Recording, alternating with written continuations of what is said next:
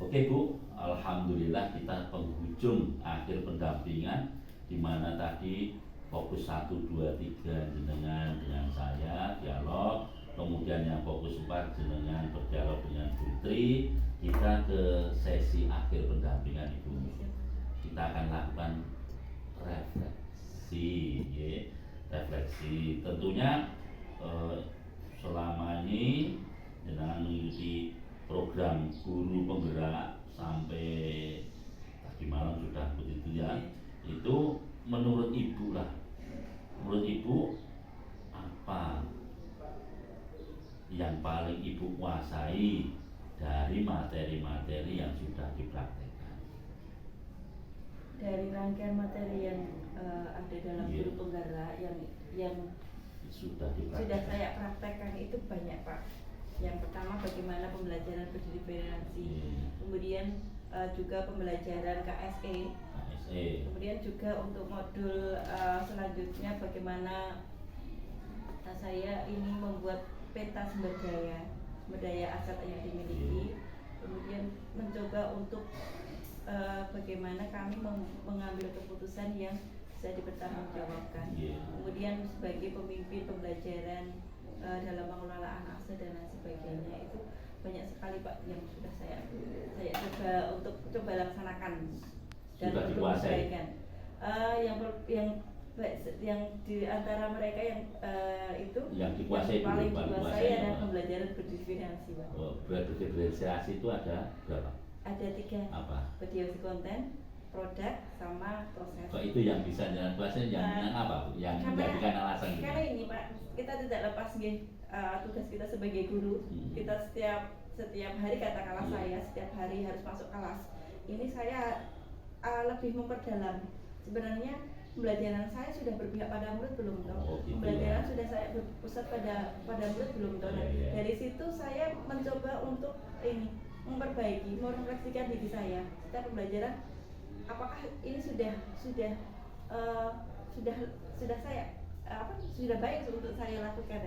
Dari refleksi itu saya juga memperbaiki diri. Nah, dari itu kenapa di dalam guru penggerak ini pembelajaran berdifferensiasi lebih saya, kekuatan itu lebih saya tanamkan di diri saya. Oke. Terus materi apa Bu yang Jenengan rasakan yang masih membingungkan dan ingin sekali dipelajari lebih dalam program guru penggerak ini? Ini Pak, tentang bagaimana modul yang 3 ini, bagaimana pengelolaan pemimpin sebagai pengelolaan dalam yang berpihak pada murid.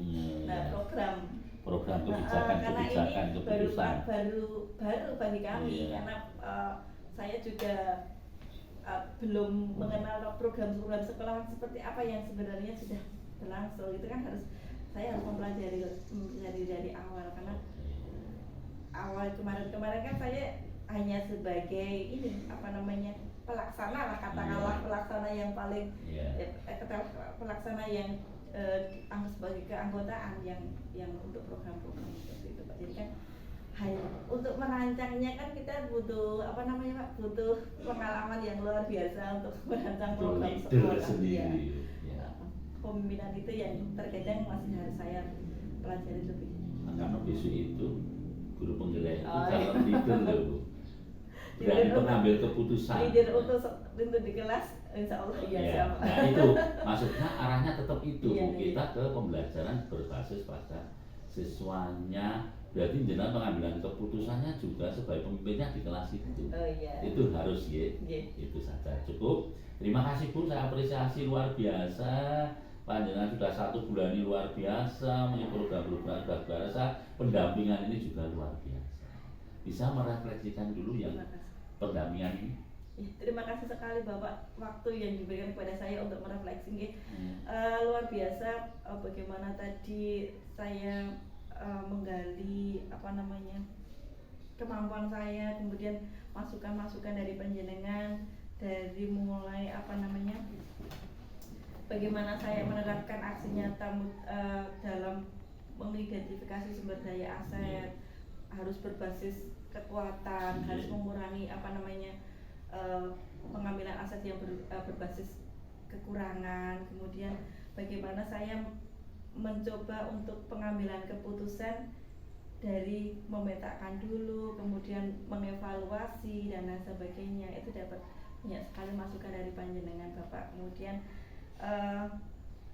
gambaran-gambaran apa yang saya berikan untuk merancang program yang berdampak pada murid. Meskipun saya masih belajar, tetapi saya punya gambaran bahwa program ini harus kita usahakan untuk berpihak pada murid. Program ini harus berpihak pada murid. Program ini yang saya rencanakan, yang saya ingin lontarkan itu harus pada program yang berdampak pada murid tentunya. Oke, luar biasa Bu ya. Kita sudah berpraktek baik di kelas, sudah dilakukan, sudah luar biasa sampai hari ini.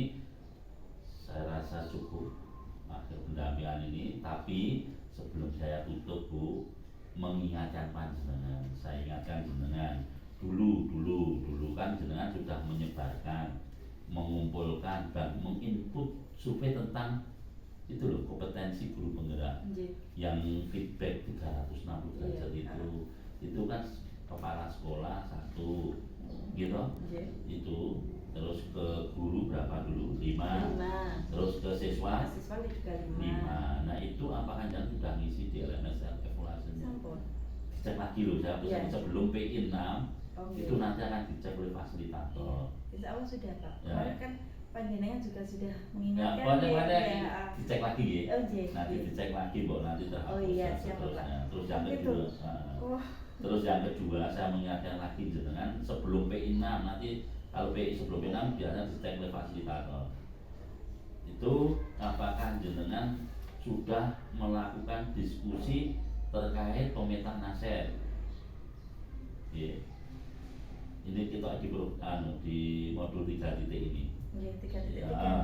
Diskusi terkait pemetaan aset sudah dilakukan belum? Nah, kalau sudah, harus jenengan lakukan, harus ada yang jenengan lakukan. 1, harus menentukan jadwal diskusi pemetaan aset dengan kepala sekolah. Kapan akan diskusi pemetaan aset itu? Monggo itu nanti kalau belum harus di jadwal pemetaan sekarang, misalkan hari Rabu kita lakukan itu. Nah setelah itu nanti hari Rabu harus mengundang aktor untuk diajak berdiskusi. Aktor berarti katakan aktor itu terdiri dari kepala sekolah, rekan guru, murid, orang tua atau tokoh. Monggo itu yang atur jenengan yang terlibat dalam diskusi itu. Ya kira-kira yang berkaitan dengan aset itu aktornya siapa saja nanti? Bisa kepala sekolah, teman guru, bisa siswa, bisa orang tua, bisa tokoh masyarakat di sekitar kita, ataukah apa? Pokoknya itu apakah ini harus dalam sekali duduk Pak, dalam artian dalam satu ruangan? Kalau bisa itu. Atau bisa kepala sekolah sendiri? Enggak, kalau bisa diskusi bareng. Karena kan perlu pemetaan yang dilemparkan ketimbang waktunya biar tidak menyita waktu. Itu ya. Terus nanti harus ada notulen hasil diskusi. Maka kan nanti kalau banyak, jangan sendiri notulennya banyak. Kalau bareng kan notulennya hanya 1. Harus ada notulen, membuat notulen. Kemudian yang berikutnya harus ada foto kegiatannya, harus ada fotonya. Terus yang keempat harus mengumpulkan hasil pemetaan. Harus mengumpulkan hasil pemetaan. Ini nanti dalam bentuk print out-nya sama di file. Oh gitu. Ya, nanti itu biasanya kalau print out nanti dengan saya. Kalau file kiriman nanti biasanya dengan fasilitator masa. Itu sudah dilakukan belum itu? Ini sudah masuk ke apa namanya Pak? Aktor 3. Ya, itu sebelum PI 6 mungkin dilakukan Yang itu monggo. Itu harus ada itu, menentukan jadwal, mengundang aktor, membuat notulen, foto, mengumpulkan hasil. Oke, kalau belum dilakukan pokoknya sebelum PI 6. Nah, misalkan ada hal-hal yang terkait dengan pembelajaran daring yang jenengan belum paham, itu pesannya Bu Yati ini itu monggo jenengan konsultasi. Kalau nggak berani WA ya ditulis di jurnal MS, itu di jurnal komunikasi. Tetapi kalau luring seperti ini nanti bisa dengan saya. Tapi kita sifatnya kemitraan, bukan saling menggurui. Itu cukup hari ini untuk pendampingan. Mudah-mudahan nanti bermanfaat di SMP 2 Karangdowo. semuanya itu cukup ya. Wonten Terima salahnya kasih. saya, ada kekurangannya saya dalam mendampingi ibu, saya mohon maaf yang sebesar-besarnya. Assalamualaikum warahmatullahi wabarakatuh.